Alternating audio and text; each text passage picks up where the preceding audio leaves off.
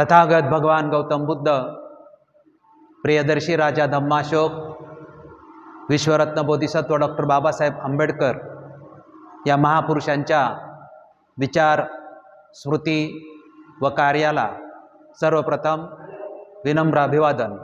The धम्मसंहिता action committee of इंडियाच्या वतीने या ठिकाणी आपण जुलै महिन्यापासून डॉक्टर बाबासाहेब आंबेडकर निर्मित द बुद्धा अँड हिज धम्मा या ग्रंथाचं प्रबोधन पर्व आपण सुरू केलेलं आहे।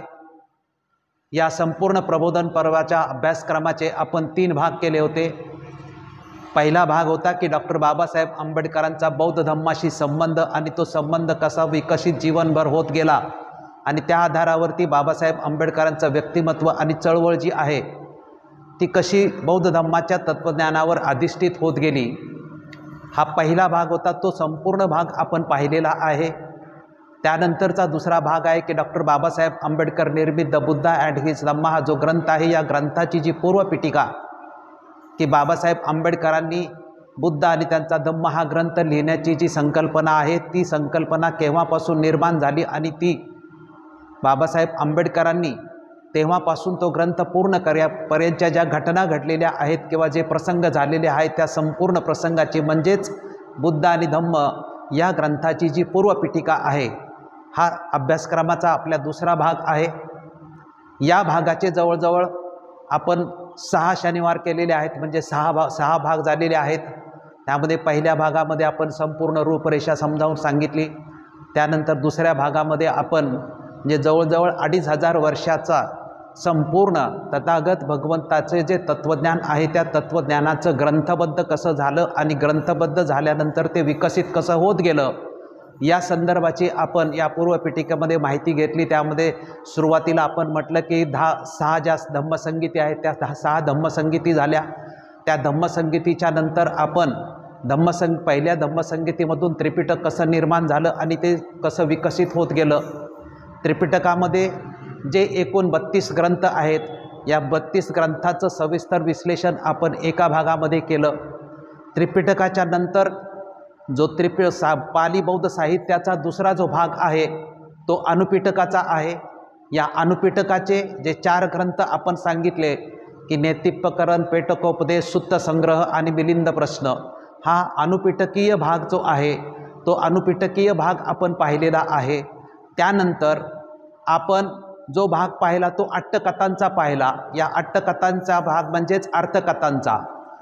अर्थकथामध्ये बुद्धदत्त, बुद्धघोष आणि धम्मपाल हे जे 3 मोठमोठे विद्वान होऊन गेले, या तिघांनीही श्रीलंकेमध्ये जाऊन संपूर्ण जे त्रिपिटक ताडपत्रावरती लिहिलेलं होतं त्या त्रिपिटकाचं आणि त्रिपिटकाबरोबर महेंद्र जे स्थविर होते, सम्राट अशोकाचे जे पुत्र होते आणि जे श्रीलंकेमध्ये महेंद्र आणि संघमित्रा गेली होती, त्यांच्या माध्यमातून जे त्रिपिटकाबरोबर ज्या अट्टकथा गेलेल्या होत्या त्या अट्टकथा त्या सिंहली भाषेमध्ये तिथे होत्या। त्या संपूर्ण सिंहली भाषेचं पुन्हा पाली भाषेमध्ये बुद्धदत्त, बुद्धघोष आणि धम्मपाल यांनी करून भारतामध्ये आणलेलं होतं। ते एक युग होतं। आणि त्यानंतर अर्थकथाच्या नंतर म्हणजे हे जे युग आहे किंवा ह्या अट्टकथा आहे, ह्या त्रिपिटकाचे 32 ग्रंथ समजावून सांगणाऱ्या ज्या कथा आहेत त्यांना अट्टकथा असं म्हटलेलं आहे।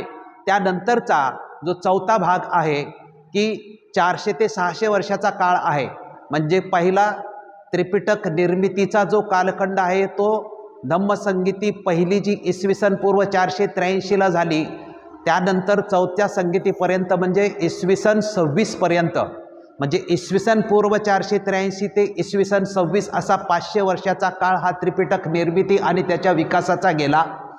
त्यानंतरचा अनुपिटकाचा काळ तो 400 वर्षाचा काळ होता, म्हणजे इसवी सन 26 ते 400 असा हा अनुपिटकाचा काळ होता। त्यामध्ये 4 ग्रंथ आपण प्रमुख म्हटलेले आहेत, नेतिप्पकरण, पेटकोपदेश, सुत्त संग्रह आणि मिलिंद प्रश्न हा आपण समजावून सांगितला। त्यानंतर तिसरा जो आपण काळ म्हटला की तो बुद्धदत्त, बुद्धघोष आणि धम्मपाल यांच्या अर्थकथा म्हणजे सिंहली भाषेतल्या संपूर्ण ज्या कथा आहेत त्या संपूर्ण पाली भाषेमध्ये लिहून ज्यांनी भारतामध्ये आणला तो 200 वर्षाचा काळ होता। इसवी सन 400 ते इसवी सन 600 असा हा 200 वर्षाचा काळ होता। त्यानंतरचा म्हणजे 600 पर्यंत आलं, इसवी सन पूर्व 400 पासून इसवी सन 600 पर्यंतचा हा काळ आला अट्टकथापर्यंत। या अट्टकथा 3 बुद्धदत्त, बुद्धघोष आणि धम्मपाल यांच्या माध्यमातून त्या पाली भाषेत लिहिल्या। पुन्हा या तिघांच्या नंतर भारतात, श्रीलंकेत आणि बर्मामध्ये 500 वर्ष अनेक लेखकांनी किंवा अनेक विद्वानांनी अर्थकथा छोट्या मोठ्या लिहिलेला हा 500 वर्षाचा काळ आहे। आणि त्यानंतर इसवी सन 1200 पासून जो पाली साहित्यामधला जो चौथा प्रकार सुरू झाला तो म्हणजे टीका।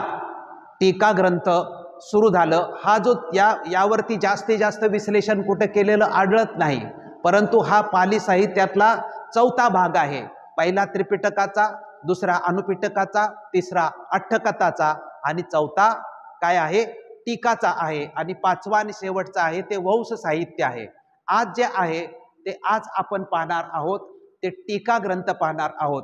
आता हे टीका ग्रंथ म्हणजे काय, तर आपण प्रत्यक्षात आज जो शब्द वापरतो किंवा हा जो आपण अभ्यास सगळ्या ग्रंथांचा कशासाठी करतोय, तर संपूर्ण ग्रंथाचा अभ्यास आपण यासाठी करतोय कारण डॉक्टर बाबासाहेब आंबेडकरांनी बुद्ध आणि त्यांचा धम्म हा जो ग्रंथ निर्माण केलेला आहे, हा ग्रंथच या संपूर्ण साहित्याचे संदर्भ घेऊन त्याच्याच आधारे आपला ग्रंथ निर्माण केलेला आहे।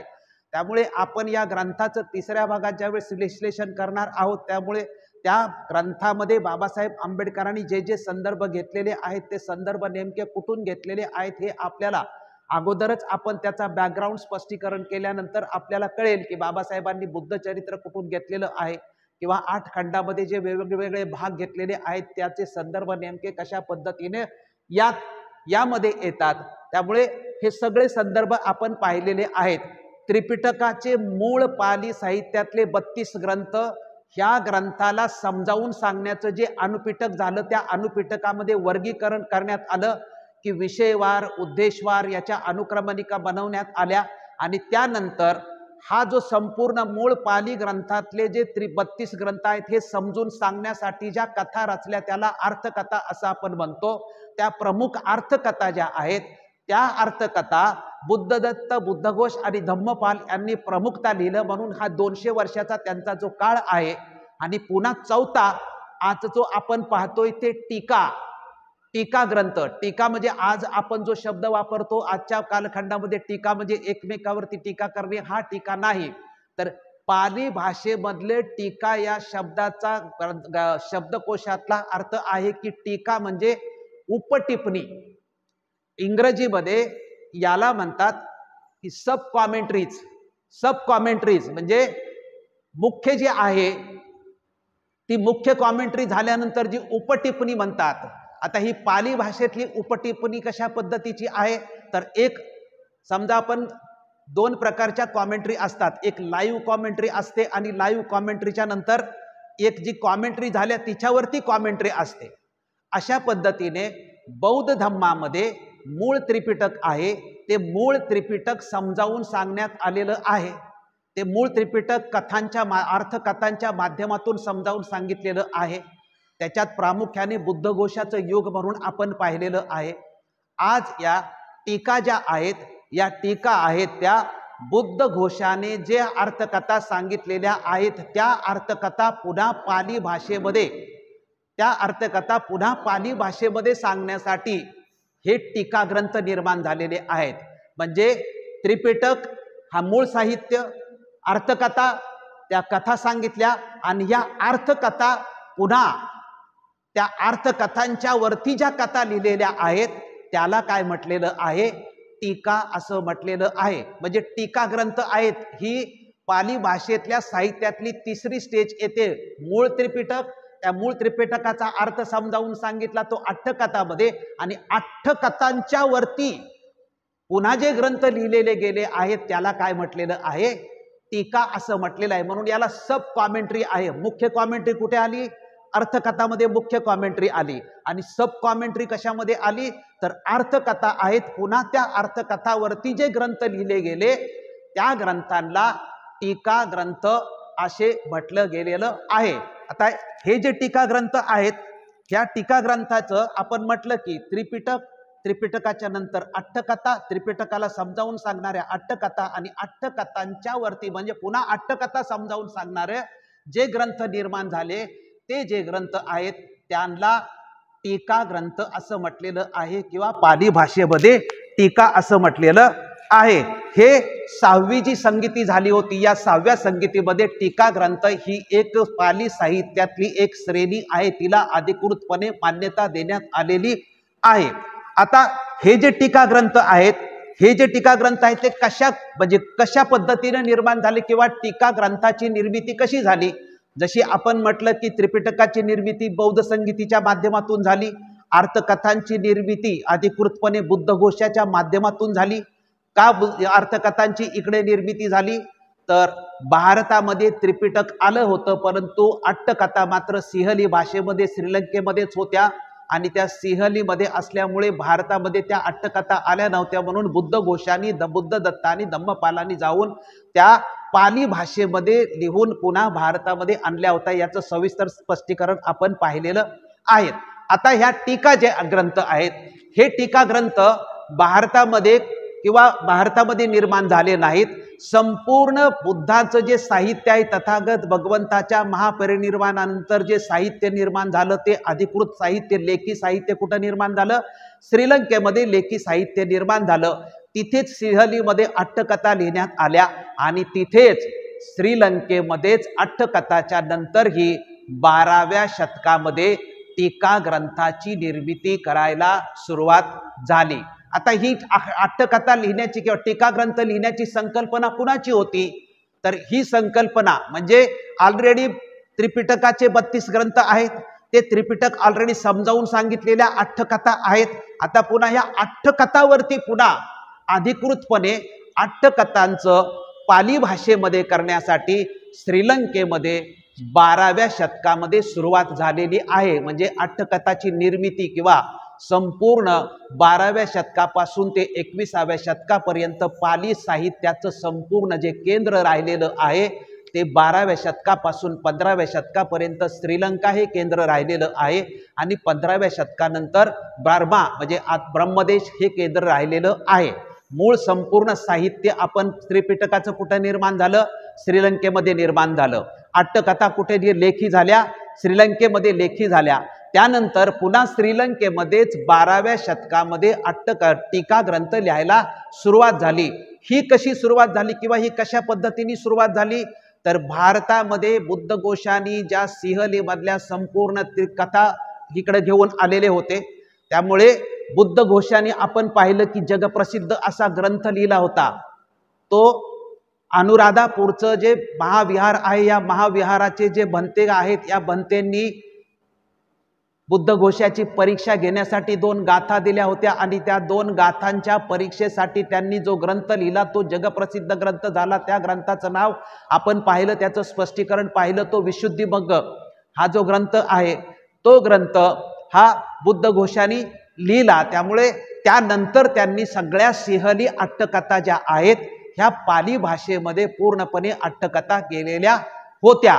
त्यानंतर श्रीलंकेमध्ये 12व्या शतकामध्ये पराक्रम बाहू नावाचा जो राजा आला, याने 12व्या शतकामध्ये 1100 पासून ते 1180 पर्यंतच्या कालखंडामध्ये म्हणजे उत्तरकालीन बौद्ध साहित्य म्हणतात याला फार मोठा राजाश्रय दिला आणि त्याच्या कालखंडामध्ये त्यांनी बौद्ध संगीती श्रीलंकेमधल्या सर्व भिक्खूंची एक बौद्ध संगीती बोलवली होती आणि या बौद्ध संगीतीमध्ये भरवून त्यांनी तिथे जे प्रमुख भिक्खू होते या प्रमुख भिक्खूंच्या समोर हा विषय ठेवला होता की जे बुद्धघोषाने, बुद्धदत्ताने, धम्मपालाने विशेषतः सर्वात जास्त कुणी अट्टकथा लिहिल्या होत्या तर संपूर्ण त्रिपिटकावरती अट्टकथा ज्या लिहिल्या होत्या त्या बुद्धघोषांनी पाली भाषेमध्ये लिहिलेल्या होत्या।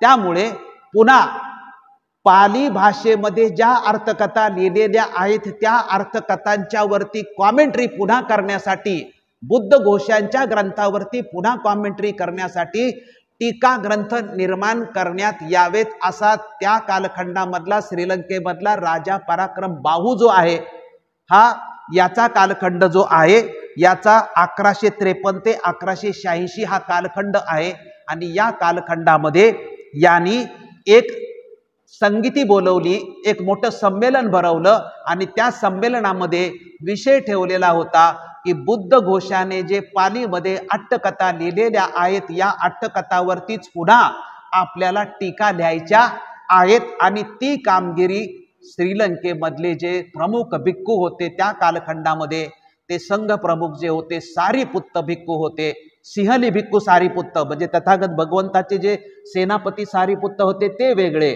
आणि हे सिंहल भिक्खू जे होते सारीपुत्त, या सिंहल भिक्खू सारीपुत्त आणि त्यांच्या शिष्यांच्याकडे म्हणजे संगीतीमध्ये याच्यावरती सविस्तर चर्चा झाली आणि बुद्ध घोषांनी ज्या संपूर्ण त्रिपिटकाच्या अट्टकथा ज्या पाली भाषेमध्ये लिहिलेल्या आहेत त्याच कथांच्या वरती पुन्हा टीका ग्रंथ लिहिण्यात यावेत आणि ते टीका ग्रंथ सुद्धा सिंहलीमध्ये न लिहिता ते संपूर्ण ग्रंथ कशामध्ये लिहावेत, पाली भाषेमध्ये लिहावेत याच्यासाठी मोठी संगीती भरवण्यात आली आणि सर्व श्रीलंकेमध्ये जे प्रमुख स्थवीर किंवा भंतेगण होते या सगळ्यांची संगीती झाल्यानंतर त्यावर पूर्ण विचार विनिमय केल्यानंतर मग असा निर्णय घेण्यात आला की टीका ग्रंथ जे सिंहली भिक्खू प्रमुख आहेत सारीपुत्त यांच्या नेतृत्वाखाली आणि त्यांचे जेवढे शिष्य आहेत यांनी 12व्या आणि 13व्या शतकामध्ये ह्या टीका ग्रंथ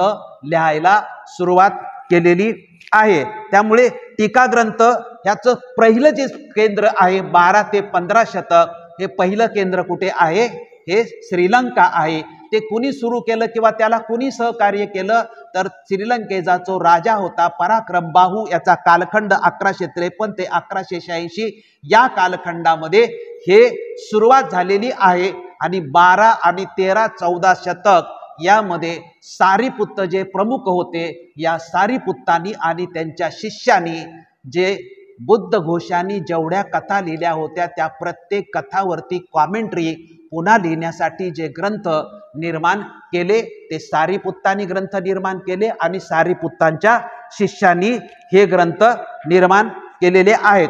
आता मी हे जे ग्रंथ निर्माण केलेले आहेत आता तुमच्या मुद्दा लक्षात येतोय का बघा की मूळ जे आहे तथागतांचं हे पाली भाषेतलं त्रिपिटकाचे 32 ग्रंथ, हे 32 ग्रंथ समजावून सांगण्यासाठी बुद्ध घोषाने त्रिपिटकामधलं सुत्त पिटक असेल, विनय पिटक असेल, अभिधम्म पिटक असेल यामध्ये एकूण जे 32 ग्रंथ आहेत या 32 ग्रंथाला समजावून सांगण्यासाठी कथा संपूर्ण बुद्ध घोषांनी लिहिल्या आणि बुद्ध घोषांनी लिहिलेल्या कथावरती पुन्हा पाली भाषेमध्ये कॉमेंट्री करण्यासाठी जे पराक्रम बाहूंनी श्रीलंकेमधल्या शिष्यांच्या वरती भिक्खूंच्या वरती कामगिरी सोपवली होती त्या टीका ग्रंथ की जे बुद्ध घोषांनी लिहिलेलं आहे त्याच्यावरती पुन्हा अजून श्रीलंकेतील भिक्खूंनी कॉमेंट्री करावी, त्या कॉमेंट्रीला टीका असं म्हटलेलं आहे। म्हणजे मुख्य कॉमेंट्रीची सब कॉमेंट्री झाली, म्हणजे मूळ ग्रंथ आहे त्रिपिटक त्याला समजावून सांगितलं बुद्ध घोषांनी, बुद्ध घोषांनी जे समजावून सांगितलंय ते पुन्हा पाली भाषेमध्ये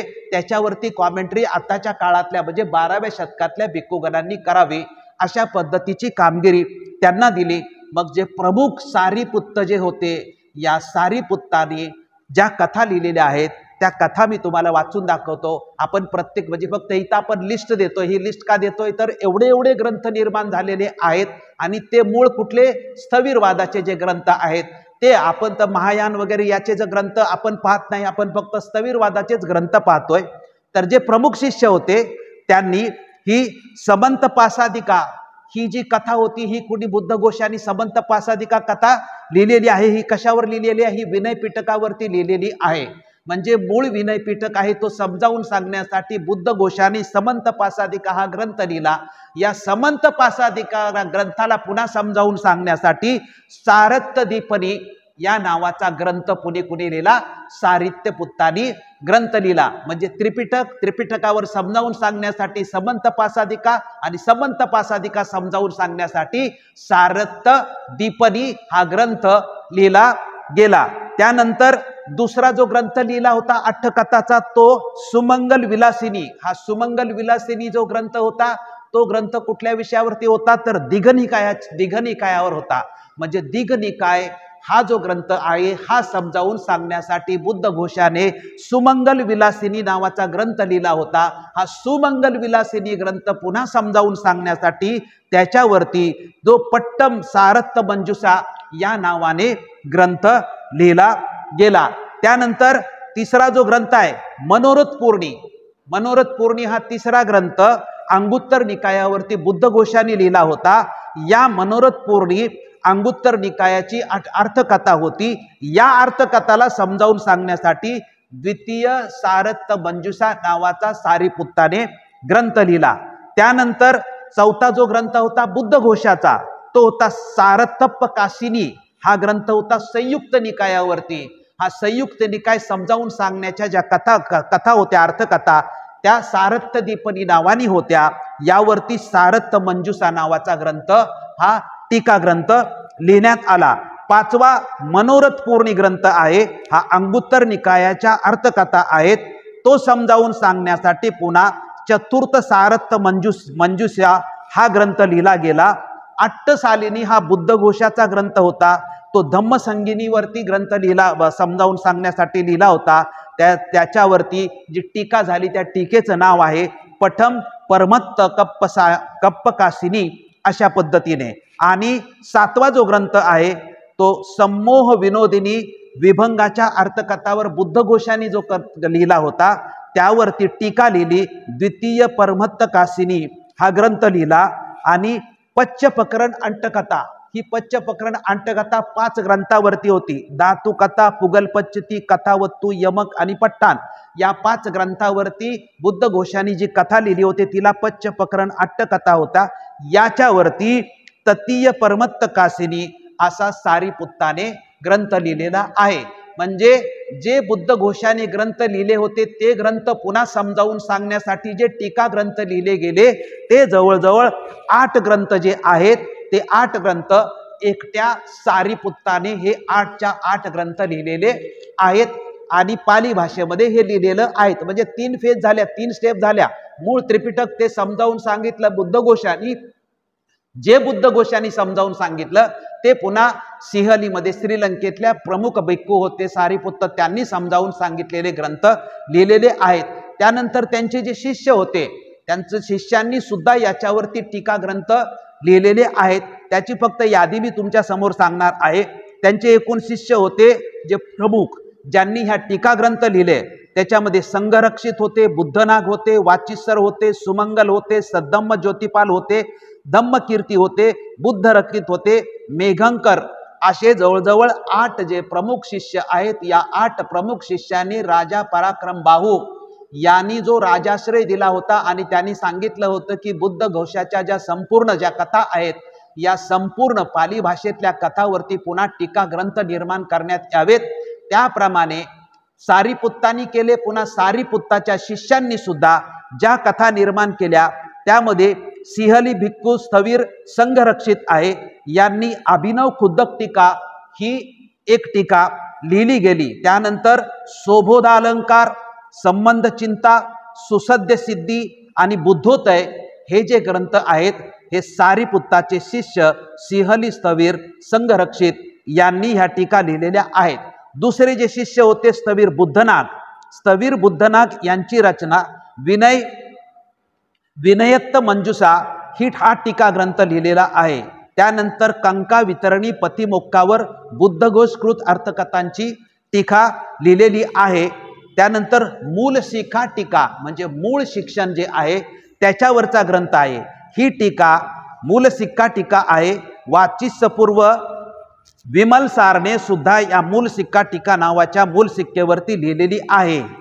त्यानंतर सीमा अलंकार संग्रह ही टीका लिहिलेली आहे।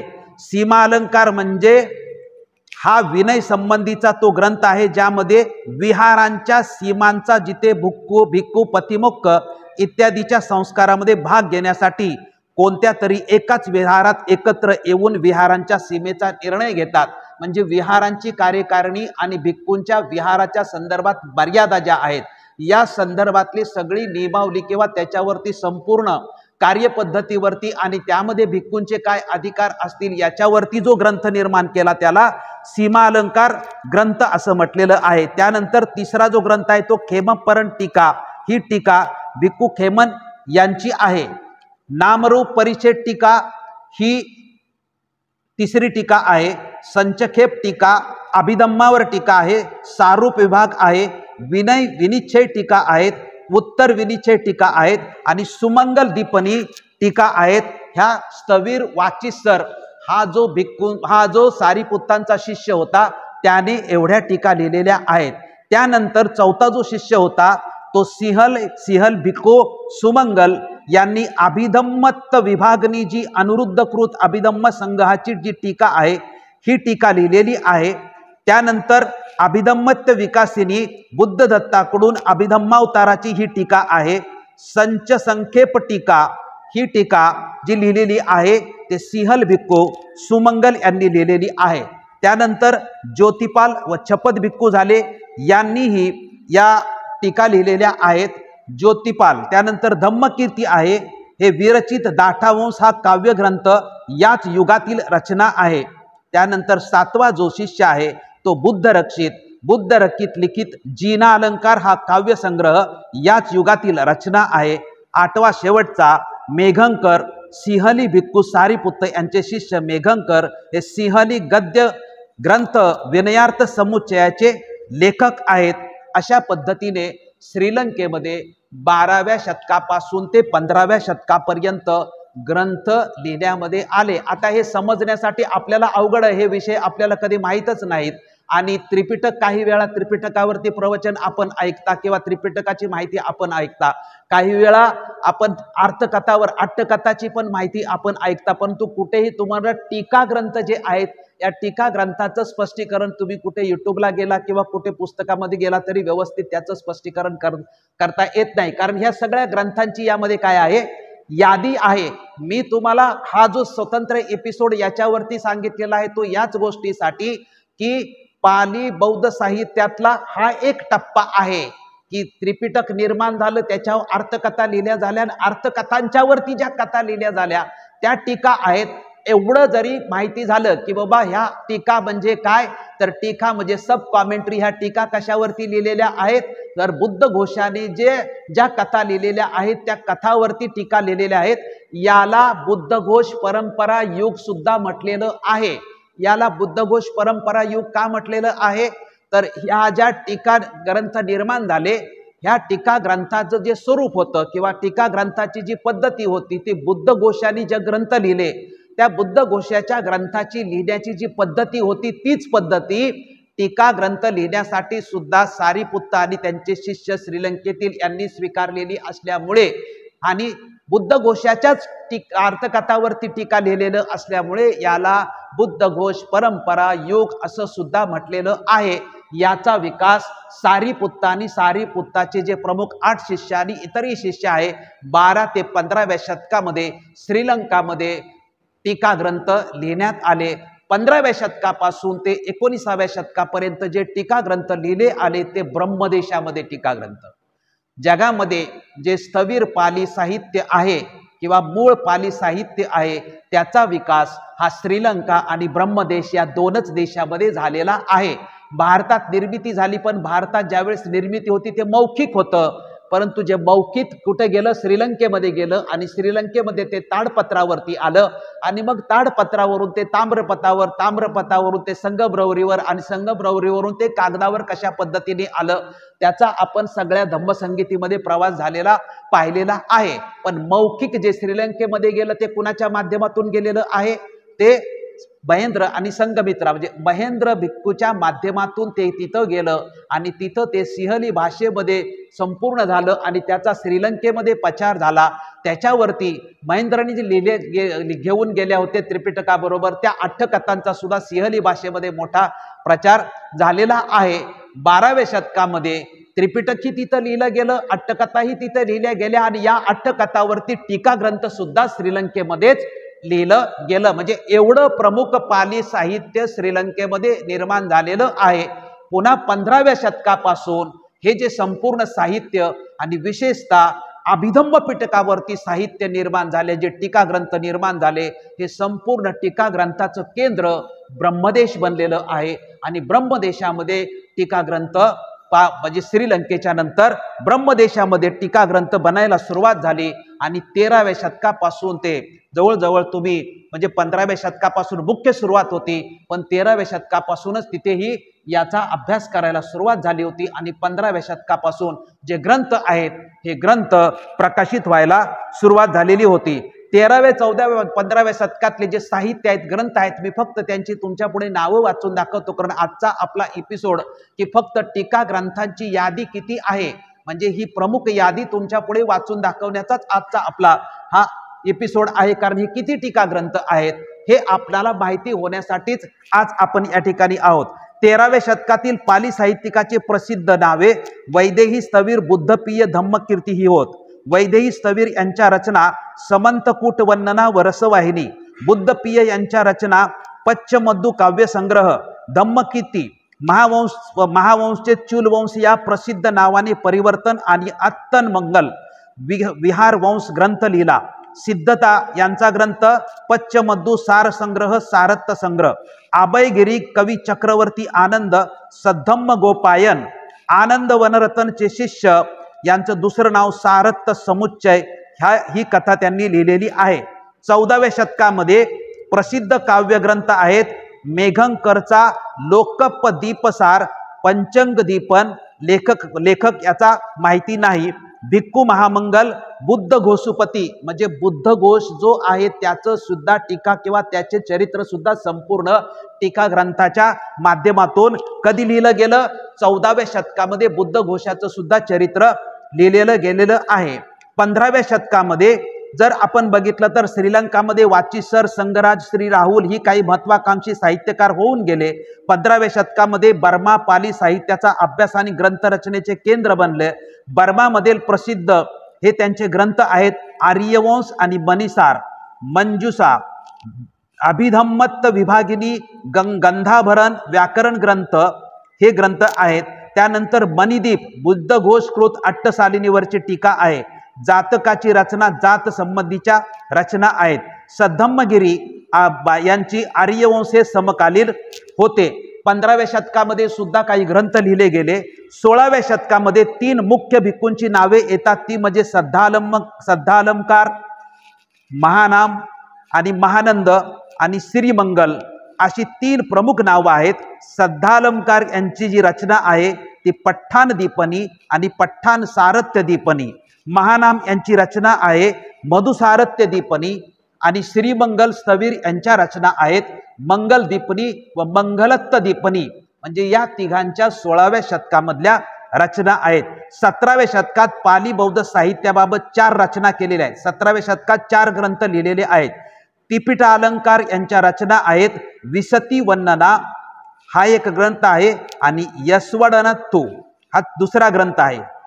तिलोक गुरु यांची रचना आहे धातुकथा टीका वर्णना, धातुकथा अनुटीका वर्णना, यमक वर्णना, पठ्ठाण वर्णना। त्यानंतर सारदशीच्या रचना आहेत गोलत्त दीपनी, विशुद्धिमग्ग आणि गंठी पदत्त। महाकश्यपाची रचना आहे अभिधम्म, गंठीपद आणि नेतिप्पकरणाचे ब्रह्मी अनुवाद। 18व्या शतकामध्ये एकसिक आणि पासपन भिक्खूची, एकंसिक हा शब्द आहे आणि पासपन हा शब्द आहे। एकंसिक आणि पाचपन म्हणजे काय आहे तर 18व्या शतकामध्ये एकंसिक आणि पासपन भिक्खूंनी चिवर परिधान करण्याच्या पद्धतीवरून एकंसिक म्हणजे एक खांदा उघडा ठेवून चिवर परिधान करणे आणि पासपन म्हणजे दोन्ही खांदे झाकून चिवर परिधान करणे। एकंसिक म्हणजे एक खांदा उघडा ठेवायचा आणि पासपन म्हणजे दोन्हीही खांदे पूर्णपणे चिवराने झाकून ठेवायचे। याच्यावरती भिक्खू संघामध्ये वाद झाला आणि त्याच्यावरतीही 18व्या शतकामध्ये ग्रंथ लिहिला गेला। भदंत वनरतन यांची संगीत वंश ही कथा आहे। नंतर भिक्खू कंटकखिप यांची सध्यरात जालिनी आणि सरनंकर ही कथा आहे। 19व्या शतकातील मुख्य पाली ग्रंथ नलाट धातुवंश, छकेस धातुवंश, संधेत्त कथा हे प्रमुख ग्रंथ आहेत। त्यानंतर 20व्या शतकामध्ये बौद्ध परंपरेची जोपासना जर आपण बघितली तर 12व्या शतकापासून ते 20व्या शतकापर्यंत पाली भाषेमध्ये ग्रंथ श्रीलंका आणि ब्रह्मदेशामध्ये निर्माण करण्यात आलेले आहेत। ही जी स्थविर परंपरा आहे, ही स्थविर परंपरा ग्रंथाच्या माध्यमातून इसवी सन पूर्व 483 पासून ते 20व्या शतकापर्यंत म्हणजे जवळजवळ 2500 वर्ष पाली भाषेमध्ये साहित्य निर्माण होत गेलेलं आहे। परंतु हे पाली भाषेतलं साहित्य निर्माण होण्याची जी देश होते ते प्रमुख देश कुठले आहेत तर श्रीलंका आणि त्यानंतर कुठे आहे ब्रह्मदेश। हे प्रमुख देश आहेत की पाली भाषेमध्ये निर्माण झालं। श्रीलंकेमध्ये त्रिपिटक निर्माण झालेलं आहे लेखी, त्यानंतर अट्टकथा सुद्धा श्रीलंकेमध्येच निर्माण झालेल्या आहेत। परंतु टीका ग्रंथ जे आहेत ते टीका ग्रंथ मात्र श्रीलंकेमध्ये आणि ब्रह्मदेशामध्ये या दोन देशामध्ये निर्माण झालेले आहेत। या दोन देशामध्ये डॉक्टर बाबासाहेब आंबेडकर गेलेले होते। श्रीलंकेमध्ये बाबासाहेब आंबेडकर सपत्नीक जाऊन 6 महिन्याच्या कालखंडामध्ये राहिलेले आहेत। गुणरत्न तिलके यांच्याकडे बाबासाहेबांनी त्या गाथा सगळ्या बनवून घेतल्या होत्या, गाऊन घेतल्या होत्या। बाबासाहेब आंबेडकर श्रीलंकेमध्ये जाऊन कशासाठी राहिले होते तर बाबासाहेब आंबेडकरांना बौद्ध जीवन पद्धती रुटीन दररोजचं जी बौद्ध जीवन कसं आहे आणि बौद्ध जीवन पद्धती नेमकी काय आहे, बौद्ध जीवन पद्धतीमध्ये संस्कार कसे आहेत, बौद्ध संस्कार पद्धतीमध्ये सण उत्सव परंपरा नेमक्या कशा असल्या पाहिजेत। कारण बाबासाहेब आंबेडकरांनी भारतामध्ये येऊन धम्माचं पुनरुज्जीवन करण्यासाठी जे बाबासाहेब आंबेडकरांनी पूर्णपणे योजना आखली होती आणि त्या योजनांचं प्रात्यक्षिक 14 ऑक्टोबर पासून सुरू करायचं होतं। त्यामुळे एकदा धम्मदीक्षा झाल्यानंतर मग रोजची बौद्ध जीवन पद्धती काय असली पाहिजे, सण उत्सव परंपरा नेमक्या कशा असल्या पाहिजेत, जन्मापासून मृत्यूपर्यंतचे संस्कार विधी नेमके कशा पद्धतीने असले पाहिजेत, बाबासाहेब आंबेडकरांनी श्रीलंकेमध्ये जाऊन अभ्यास केला होता। त्याचप्रमाणे बाबासाहेब आंबेडकरांनी ब्रह्मदेशामधली सुद्धा बौद्ध जीवन पद्धती तिथे जाऊन अभ्यास केला होता। जो बाबासाहेब आंबेडकरांनी श्रीलंकेमध्ये जाऊन अभ्यास केला होता, कशासाठी अभ्यास केला होता तर ह्या मूळ बुद्धिस्ट कंट्री आहेत, इथं मूळ तथागत भगवंताचं जे मूळ साहित्य आहे ते कुठे निर्माण झालेलं आहे तर इथं निर्माण झालेलं आहे। आणि तिथं सातत्याने कायमस्वरूपी तिथं जे राजे महाराजे होऊन गेले, या राजे महाराजांनी याला सातत्याने जे साहित्य होतं या साहित्याला बढावा दिला आणि प्रत्येक कालखंडामध्ये त्रिपिटक निर्माण झालं, अट्टकथा निर्माण झाल्या, टीका ग्रंथ निर्माण झाले। त्यामुळे या साहित्याला तिथल्या राजे महाराजांनी चांगला आश्रय दिला आणि संपूर्ण भगवंताचं त्यांचं महापरिनिर्वाण झाल्यानंतर जे संपूर्ण 84,000 सूत्रांचं जे संपूर्ण तत्वज्ञान संग्रहित करण्यात आलं त्याचा विकास अट्टकथाच्या माध्यमातून आणि त्याचा पुन्हा विकास हा टीका ग्रंथाच्या माध्यमातून श्रीलंकेमध्ये केलं। म्हणून बाबासाहेब आंबेडकर श्रीलंकेमध्ये जातात आणि श्रीलंकेमधल्या बौद्ध जीवन पद्धतीचा संपूर्ण अभ्यास करतात आणि तिकडून आल्यानंतर बाबासाहेब आंबेडकरांनी बौद्ध पूजापाठचे एक छोटी पुस्तिका आपल्या समोर आजही आपल्या समोर आहे। त्यानंतर बाबासाहेब धम्मदीक्षेच्या कार्यक्रमाच्या नंतर धम्मदीक्षेचे नियम वगैरे काय असतात ते आपल्याला सगळ्यांना समजावून कोड ऑफ कंडक्ट म्हणजे बौद्धांची जीवन पद्धती, बौद्धांची आचारसंहिता नेमकी काय असली पाहिजे ही बाबासाहेब आंबेडकर धम्मदीक्षा दिल्यानंतर आपल्याला देणार होते। आणि तसं बाबासाहेब आंबेडकरांनी जाहीर पण केलं होतं की मी आणि माझे सहकारी मिळून लवकरच बौद्ध जीवन पद्धती किंवा लवकरच नियमावली तयार करून देणार आहे।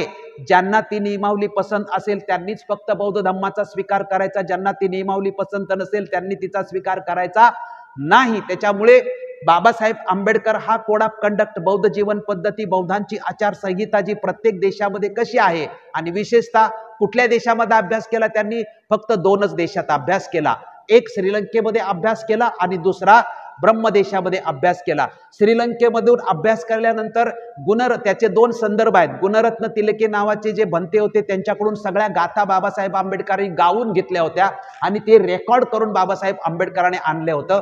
त्याचा पुन्हा अभ्यास करून त्याचं स्क्रीनिंग करून आपल्याला जेवढ्या गाथा पाहिजेत तेवढ्या गाथांचं छोटं पुस्तक बाबासाहेब आंबेडकरांनी आपल्याला दिलेलं आहे। ब्रह्मदेशात गेल्यानंतर बाबासाहेब आंबेडकरांचा संदर्भ मिळतो की बाबासाहेब आंबेडकरांनी ब्रह्मदेशातलं जे ग्रामीण जीवन आणि सगळं जीवन पाहिल्यानंतर बाबासाहेब आंबेडकरांनी सांगितले की ब्रह्मदेशाची जीवन पद्धती किती सुंदर आहे। त्याचं उदाहरण सांगितलं होतं की ब्रह्मदेशामध्ये जे रोड आहेत ते रोड सरळ रोड आहेत बाबासाहेब म्हणतात। म्हणजे ब्रह्मदेशामध्ये कुठेही गेला तर तुम्हाला वळणाचे रोड दिसत नाही। आपल्याकडे इकडे घाट आहेत किंवा वळणच इकडे आपल्याकडे सरळ रोड मिळू शकत नाही, परंतु ब्रह्मदेशामध्ये गेले तर बाबासाहेब आंबेडकर सांगतात की सरळ रोड आहे। कारण रोड हे विकासाचं केंद्र असेल तर त्या रोडला ज्या जमिनी देण्याची आवश्यकता असते त्या जमिनी तिथल्या लोक स्वखुशीने देतात, राष्ट्राच्या विकासाला कुठलाही अडथळा येऊ देत नाहीत. पण आपल्या इकडे भारतामध्ये आला तर एखाद्या ठिकाणी रोड करायचा असेल तर म्हणजे तिथं जमीनदार किती आडवं येतात. जसं आपण आता कोकणातलं उदाहरण बघितलं तर किती वर्ष जमिनींचा वाद चालून ते चालतं. त्यामुळे बाबासाहेब आंबेडकरांनी श्रीलंका आणि ब्रह्मदेशामध्ये गेलेलेचे अजून 2 प्रसंग आहेत. श्रीलंकेमध्ये 27 बौद्ध राष्ट्रांची परिषद भरली होती आणि ब्रह्मदेशामध्येही 27 राष्ट्रांची बौद्ध परिषदा भरली होती. श्रीलंकेतल्याही बौद्ध परिषदेला डॉक्टर बाबासाहेब आंबेडकर गेले होते आणि ब्रह्मदेशातल्याही परिषदेला गेले होते. या परिषदेच्या समोर डॉक्टर बाबासाहेब आंबेडकरांनी काय मांडलं होतं? या परिषदेच्या समोर 27 बौद्ध राष्ट्रांच्या समोर डॉक्टर बाबासाहेब आंबेडकरांनी भारतामध्ये बौद्ध धम्माचं पुनरुज्जीवन कशा पद्धतीने करायचं याची जी योजना बाबासाहेब आंबेडकरांनी बनवली होती ती या 27 राष्ट्रांच्या समोर बाबासाहेब आंबेडकरांनी मांडली होती आणि बौद्ध राष्ट्रांनी भारतामध्ये बौद्ध धम्माचं पुनरुज्जीवन करण्यासाठी सहाय्य करावं आणि ते कशा पद्धतीने सहाय्य करावं याची योजना बाबासाहेब आंबेडकरांनी सगळ्या बौद्ध राष्ट्रांच्या समोर ज्या परिषदा श्रीलंकेमध्ये आणि ब्रह्मदेशामध्ये झाल्या होत्या तिथे जाऊन बाबासाहेब आंबेडकरांनी मांडलेल्या आहेत. परंतु जेवढं बाबासाहेब आंबेडकरांना सहकार्य हवं होतं तेवढ्या पद्धतीचं सहकार्य मिळालं नसल्यामुळे बाबासाहेब आंबेडकरांनी भारतीय बौद्ध महासभेची स्थापना करून मग स्वतःच भारतामध्ये बौद्ध धम्माचं पुनरुज्जीवन करण्याचं प्रात्यक्षिक करायला सुरुवात केली. त्या प्रात्यक्षिकाचा पहिला भाग म्हणजे 14 ऑक्टोबर 1956 नागपूर मुक्कामी डॉक्टर बाबासाहेब आंबेडकरांनी धम्माची दीक्षा घेऊन बाबासाहेब आंबेडकर पुन्हा 16 डिसेंबर 1956 रोजी बाबासाहेब आंबेडकर मुंबईमध्ये मोठी धम्मदीक्षेचा कार्यक्रम घेणार होते. या धम्मदीक्षेच्या कार्यक्रमामध्ये भविष्यामध्ये धम्मदीक्षा घेणारे धम्मदीक्षा देणारे या दोघांची नियमावली कशी असली पाहिजे, हे दोघे अधिकृतपणे कशी असले पाहिजेत याचा संपूर्ण आराखडा किंवा नियमावली अधिकृतपणे बाबासाहेब आंबेडकर सांगणार होते. आणि 14 ऑक्टोबरला जो दीक्षेचा कार्यक्रम झाला होता त्या दीक्षेच्या कार्यक्रमानंतर बाबासाहेब आंबेडकरांनी जाहीर केलं होतं की जोपर्यंत ही नियमावली मी जाहीर करत नाही, जोपर्यंत ही गाईडलाईन मी देत नाही तोपर्यंत कोणीही दीक्षेचे कार्यक्रम घ्यायचे नाहीत. कारण गावोगावी दीक्षेचे कार्यक्रम सुरू झाले होते, ते करू नका म्हणून सांगितलं होतं. कारण घेणारा आणि देणारा याची अधिकृतता नेमकी काय याची नियमावली मी अजून कुणाला सांगितलं नाही आणि मी अजून कुणालाही अपॉइंट केलेलं नसल्यामुळे अशा पद्धतीचे कार्यक्रम 16 डिसेंबर पर्यंत कोणीही करू नयेत. त्यामुळे बाबासाहेब आंबेडकर 16 डिसेंबर 1956 मुंबईमध्ये जो कार्यक्रम करणार होते तो नियतीने बाबासाहेब आंबेडकरांना करू दिला नाही. आणि पुढचं जे आहे बौद्ध जीवन पद्धती असेल, ही नियमावली असेल, ही संपूर्ण जे आहे ती सगळी जबाबदारी आपल्यावरती येऊन पडली होती अनुयायांची आणि ती मात्र आपण पूर्ण करू शकलेलं नाही. संदर्भ असा होता की श्रीलंका आणि ब्रह्मदेश हे जे 2 देश आहेत या 2 देशामध्ये अधिकृतपणे ज्या टीका ग्रंथ आहेत या टीका ग्रंथांचा अधिकृतपणे विकास झालेला आहे. या टीका ग्रंथांचा आपण अभ्यास करायचा असेल तर आपल्याकडे या भारतामध्ये पाली भाषेमध्ये उपलब्ध नाही. कारण भारतामध्ये पाली भाषेवरती किंवा भारतामध्ये अधिकृत साहित्य निर्माण झालेलं नाही. भारतामध्ये फक्त 2 ग्रंथ एका व्यक्तीने निर्माण केलं तेवढंच पाली भाषेमधलं हे आहे ते म्हणजे विनय पिटकावरती भारतामध्ये आधुनिक काळामध्ये धर्मानंद कोसंबी यांनी 2 ग्रंथ लिहिलेले आहेत. ते पाली भाषेतलं अधिकृतपणे भारताचं योगदान आहे. भारतामधून पाली भाषेमधलं आत्ता पाली भाषा भारतामध्ये विकसित होऊ लागलेली आहे. परंतु भारतामध्ये मधल्या कुठल्याही कालखंडामध्ये बौद्ध साहित्य जे आहे ते पाली भाषेतलं ओरिजिनल मोठ्या प्रमाणात कधीही निर्माण झालेलं नाही. आता थोडं आपल्याला हिंदीमध्ये त्याची उपलब्धता झालेली आहे. परंतु संपूर्ण पाली भाषेतलं साहित्य म्हणजे या सगळ्या अट्टकथा ज्या आहेत किंवा हे सगळ्या टीका ग्रंथ जे आहे हे सगळंच्या सगळं मात्र भारतामध्ये उपलब्ध नाही. आता पाली डिपार्टमेंटच्या माध्यमातून म्हणजे प्रत्येक विद्यापीठामध्ये पाली डिपार्टमेंट व्हायला लागलेली आहेत आणि त्या पाली डिपार्टमेंटच्या माध्यमातून भारतामध्ये बौद्ध साहित्याची ओळख आता मोठ्या प्रमाणामध्ये होऊ लागलेली आहे. हा फायदा आपल्याला होताना दिसतो. त्यामुळे आज जो आहे की ही जी संपूर्ण यादी आहे, मी आता ही यादी संपूर्ण वाचली तरी तेच ग्रंथ असतील. विषयवार टीका ग्रंथ निर्माण झालेले आहेत. ते टीका ग्रंथ वाचून दाखवतो आणि आजचा आपला कार्यक्रम इथेच आपण संपूया की ही जी यादी बनवलेली आहे ही धर्मरक्षित नावाच्या सिनियर भिक्खूंनी यादी बनवली की टीका ग्रंथ जे निर्माण झाले किंवा 12व्या शतकापासून जे 21व्या शतकापर्यंत जे ग्रंथ निर्माण झालेले आहेत हे जे नेमके ग्रंथ निर्माण झालेत हे प्रत्येक कुठल्या कुठल्या विषयावरती ग्रंथ निर्माण झालेले आहेत आणि त्या ग्रंथाची यादी मी तुमच्या समोर वाचतो की परमत्त मंजुषा, पुराण टीका, अनुटीका, सारत्त मंजुषा, नंतर परमत्त कापसिनी, अभिधम्म मूल टीका, सारथ दीपनी टीका, सारथ मंजुषा, अंगुत्तर अभिनव टीका, विनय विचय टीका, वज्रबुद्धी टीका, विभूती टीका, विभावनी टीका, अशा पद्धतीने ह्या टीका ग्रंथ निर्माण झालेलं आहेत. यांची यादी फार मोठी आहे. इतिहास ग्रंथ जे आहेत, पुढचा आपण जो अभ्यासक्रम पाहणार आहे त्याचा शेवटचा अभ्यासक्रम असेल तो इतिहास ग्रंथ म्हणजे वंश साहित्य जे आहे. इथपर्यंत आपण पाली साहित्य पाहिलं, याच्यामध्ये कुठेही गडबड आपल्याला दिसत नाही. परंतु वंश साहित्य ज्यावेळेस आपण दीपवंश, महावंश यांचा पुढच्या याच्यामध्ये अभ्यास करणार आहे तिथे मात्र आपल्याला बुद्धांच्या बद्दल किंवा सम्राट अशोकाच्या बद्दल मात्र शंकास्पद दिसतं किंवा अशोकाने 99 भावांना मारलं असा कुठेही पुरावा सापडत नसताना सुद्धा त्या ग्रंथामध्ये तिथे आपल्याला आढळतो. तेही आपण पाहणार आहे, त्याचं संपूर्ण विश्लेषण आपण करणार आहे. नंतर बुद्ध जन्मता 7 पावले चाललं असं पण तिथल्या ग्रंथामध्ये लिहिलेलं आहे, त्याचंही स्पष्टीकरण आपण देणार आहे. श्रीलंकेमध्ये तथागत 3 वेळा गेले होते असं सुद्धा लिहिलेलं आहे. तशा अनेक कथा आहेत, त्या कथा योग्य की अयोग्य याचं विश्लेषण आपण पुढच्या भागात करणार आहोत. ते वंश साहित्य जे आहे ते वंश साहित्याचे किती ग्रंथ आहेत ते बघा. दीपवंश, महावंश, थूपवंश, धातुवंश, राजवंश, त्यानंतर चूलवंश, रागवंश, हे जे सगळे वंश आहेत हे कसले मोठमोठ्या राजे महाराजाची महान होऊन गेलेले भिक्खू आहेत, महान बौद्ध विद्वान होऊन गेलेले आहेत. या सर्वांची माहिती या वंश साहित्यामध्ये आलेली आहे.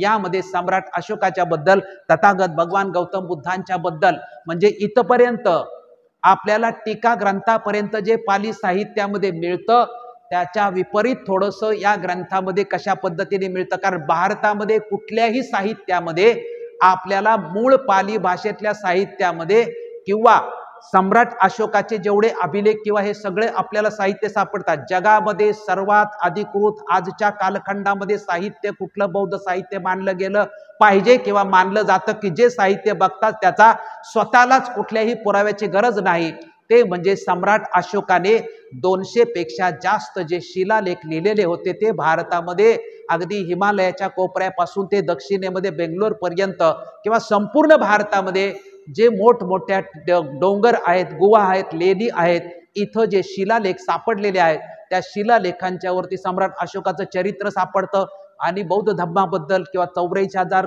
सूत्रांच्या बद्दल हे सगळं, याला कोणाच्याही पुराव्याची आवश्यकता नाही. त्यामध्ये आपल्याला हेही दिसतं सम्राट अशोकाचं जे कुटुंब आहे, त्यांची मुलं आहेत, त्यांच्या पत्नी आहेत किंवा त्याच्या वडील किंवा हे सगळं त्यांनी स्वतःबद्दलही अनेक लेखामध्ये लिहिलेलं आहे. हे सगळं जे आहेत याला सिद्ध करण्याची गरज नाही.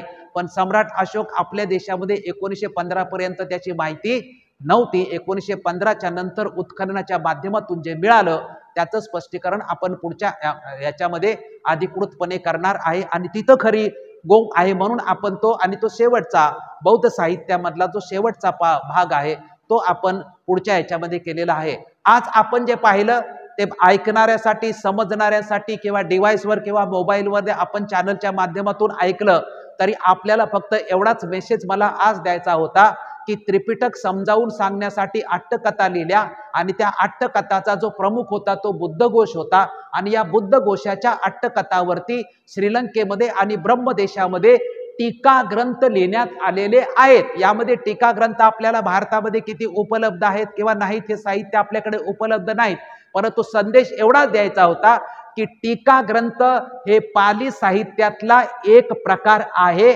तो आपल्याला माहित असण्याची आवश्यकता आहे. आणि त्याच्यावरती शेकडो ग्रंथ ब्रह्मदेश आणि श्रीलंकामध्ये लिहिलेले आहेत. एवढाच फक्त आजच्या कार्यक्रमातून आपल्याला संदेश द्यायचा होता. या कार्यक्रमाला आपण सर्वजण उपस्थित राहिला त्याबद्दल आपल्या सर्वांचं आभार या ठिकाणी मानतो. आणि हा जो कार्यक्रम आहे नेहमीप्रमाणे उद्या सकाळी 10 वाजेपर्यंत धम्मसंहिता यूट्यूब चॅनलवरती आपण हा कार्यक्रम प्रकाशित करणार आहोत किंवा व्हायरल करणार आहोत. त्यामुळे सर्वांनी उद्या 10 वाजता हा कार्यक्रम पाहावा. आणि जे हजारो महाराष्ट्रातले लोक आपला जो कार्यक्रम पाहतात, आपल्याला कार्यक्रम जरी पाहिला तरी आपल्याला हजारो लोकांच्याकडून व्ह्यूज मात्र येताना दिसत नाहीत किंवा आपल्याला तशा पद्धतीने सबस्क्रायबर मात्र नाहीत। ही सर्वांचीच शोकांतिका असते, आपलीही तशीच आहे की सबस्क्राईब जे पाहतायत त्या सर्वांनी सबस्क्राईब करावं ही विनंती करतो आणि आजचा कार्यक्रम इथेच थांबवतो। धन्यवाद। जय भीम, जय बुद्ध, जय भारत।